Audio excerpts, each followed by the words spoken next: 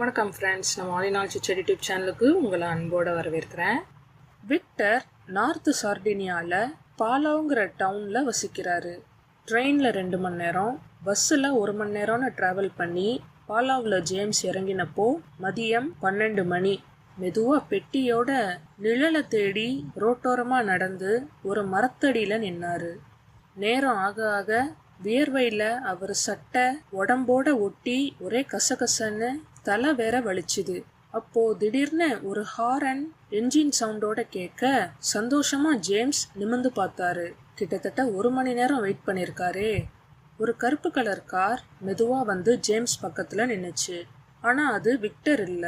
Driver சீட்ல 16 வயசுக்குரிய ஒரு சின்ன பையன் இருந்தான். விக்டருக்கு 40 வயசு இருக்குமே. ஜேம்ஸ் சோகமா திரும்பி நடக்க அந்த பையன் அவரை நிறுத்தி ஏதோ கேட்டான். ஜேம்ஸுக்கு ஒன்றும் புரியல. ஏன்னா அவன் லோக்கல் பையன்றதுனால இட்டாலியன் அசன்ட்ல பேசினான். ஒரு கட்டத்துல அவனை கூர்ந்து கவனிச்சப்போ அவன் ஜேம்ஸ் பாண்டுன்னு அவர் பேரை தான் சொல்றான்னு புரிஞ்சுது. உடனே ஆமான்னு தலையாட்டிட்டு விக்டரா உன்னை அனுப்பினார்னு ஜேம்ஸ் கேட்க அவனும் ஆமான்னு தலையாட்டினான். ஜேம்ஸ் நிம்மதி பெருமூச்சு விட்டுக்கிட்டே கார்ல பெட்டியோட ஏறினாரு. ஜேம்ஸ் ஏறின கார் புழுதி பறக்க நட்ட நடு ரோட்ல சீறி பாய்ந்து கிளம்பியது. வழி நெடுக மலை முகுடும் அங்கங்க மரங்களும் கடந்து போச்சு. அதை பார்த்த ஜேம்ஸுக்கு சின்ன வயசுல இங்க வந்தது ஞாபகம் வந்தது. ஒரு மலையை காட்டி அது பியர் ராக் தானேன்னு ஜேம்ஸ் ஆர்வமா கார் ஓட்டிட்டு வர பையன் கிட்ட கேட்க அவனும் அதை கண்டுக்கவே இல்லை. ஜேம்ஸுக்கு வித்தியாசமா இருந்தாலும் ஒருவேளை மொழி பிரச்சனையினால நம்ம கிட்ட பேச மாட்டேங்கிறானோன்னு நினைச்சுக்கிட்டாரு.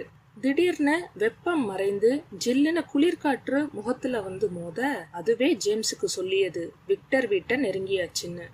ஏன்னா விக்டரோட வில்லாவுக்கு எதிர்ப்புறத்துல 1 கிலோமீட்டருக்குள்ளதான் பீச் அமைந்திருக்கு. ஒரு வழியா வீடு வந்தோன காரை நிப்பாட்டிட்டு அந்த பையன் ஜேம்ஸோட பெட்டி எடுத்துக்கிட்டு உள்ள போக அவரு ஃபாலோ பண்ணாரு. 4-5 படிகளை தாண்டி வலது பக்கம் அவன் போகவும் அந்த ஹாலை பார்த்த ஜேம்ஸ் அசையாம அப்படியே நின்னுட்டாரு. காரணம், அது வீடு மாதிரி இல்லாம ஏதோ ஒரு மியூசியம் மாதிரி இருந்துச்சு. அங்க மாட்டிருந்த பெயிண்டிங்ஸ்லாம் ஒண்ணுக்கொன்னு வித்தியாசமா முரண்பாடா இருந்துச்சு. ஒண்ணுல மிருகத்தோட தலைக்கு மனித உடம்ப வச்சும் இன்னொன்னுல ஆண் உடம்ப பெண்ணின் நளினம் கொண்டும் வரையப்பட்டிருந்துச்சு. சில painting black and white colour இல்லைன்னா பாதி கலர் பண்ணாமலும் ஒரு சிலது முழுசா முடிக்காமலும் இருந்துச்சு. ஜேம்ஸ் ஒவ்வொன்னா பார்த்துக்கிட்டே கடைசி பெயிண்டிங்க்கு வர அதுல சிங்கத்தை ஒரு பெரிய காளமாடு சீற்றத்தோட வேட்டையாடுவது போல வரையப்பட்டிருந்துச்சு. ஜேம்ஸ் ஆச்சரியத்தோட திரும்ப அவரை கூட்டிட்டு வந்த பையனை காணோம். சுத்தி முத்தி பார்த்துக்கிட்டே உள்ள தாண்டி போனா லெஃப்ட்ல ஒரு அறை இருந்துச்சு. அங்கேயும் யாரும் இல்லை. அந்த ரூமுக்கு பின்னாடி ஒரு வழி போனது. ஜேம்ஸ் அதுல நடக்க அங்க ஒரு வழி பிரிஞ்சுது. உள்ள நிறைய மர வேலைப்பாடுகள் செய்யப்பட்ட அலங்கார பொருட்கள் இருந்துச்சு. அதுல ஒண்ணு நெடுநெடுன்னு உயரமா அரை பக்கவாட்டுல இருந்த ஒரு ஜிராஃபியின் சிலை. அதோட தலை மேல ஓட்ட வழியா சீலிங்கையும் தாண்டி வெளியே இருந்துச்சு. ஜேம்ஸ் திரும்ப வெளியே வந்து அடுத்து தாண்டி போக அது பால்கனி மாதிரி விஸ்தாரமா செடி கொடிகளோட இருந்துச்சு. அங்க கட்டுமஸ்தான ஒரு உருவம் மேல் சட்டை இல்லாத தன்னோட வெற்று உடம்ப பெரிய கண்ணாடி முன்னே நின்னு ஜிம் பாடி போஸ் கொடுத்து பார்த்துட்டு இருந்துச்சு. ஜேம்ஸ் அது கிட்ட போய் நின்னு பார்க்க 2 நிமிஷம் கழிச்சு அந்த உருவம் திரும்பி நின்னு அவரையே கேள்வியா பார்க்கவும் தான் ஜேம்ஸுக்கு அது இந்த வீட்ல இருக்க மற்ற கலைப்பொருட்கள்ல ஒண்ணு இல்ல, உயிருள்ள நிஜமான மனித உருவம் அதுன்னு புரிஞ்சுது. ஜேம்ஸ் சாரின்னு அவர்கிட்ட சொல்லிட்டு நகரவும் யாரோ தூரமா பேசுற குரல் கேட்டது. ஜேம்ஸ் வேகமா வந்த வழியே போகலாம்னு நினைச்சாரு. ஆனா அந்த வீட்ல ஒவ்வொரு ரூமுக்கும் ஏருக்கு மாற பல வழிகள் இருப்பதை பார்த்து அவருக்கு குழம்பியது. எந்த பக்கம் எப்படி போறதுன்னு தெரியாம அவர் அப்படியே நிக்க, hi young man, how are யூன்னு ஒரு அட்டகாசமான குரல் கேட்டது. ஜேம்ஸ் விக்டரோன்னு திரும்பி பார்த்தாரு. ஆனா அது 25 வயசு மதிப்புள்ள ஒரு வாலிபரின் தோற்றம். அப்போதான் குளிச்சுட்டு பாத் டவலோட வந்து நின்னாரு. என்ன பாக்குற, நீதானே ஜேம்ஸ் பாண்ட், பதில் பேச மாட்டியான்னு அவர் திரும்ப கேட்க ஜேம்ஸ் விக்டரை கேட்டு தடுமாறினாரு. ஓ, நான் யாருன்னு உனக்கு தெரியாது இல்ல, நான் விக்டரோட ஃப்ரெண்ட், என் பேரு பாலிபோனின்னு சொன்னாரு.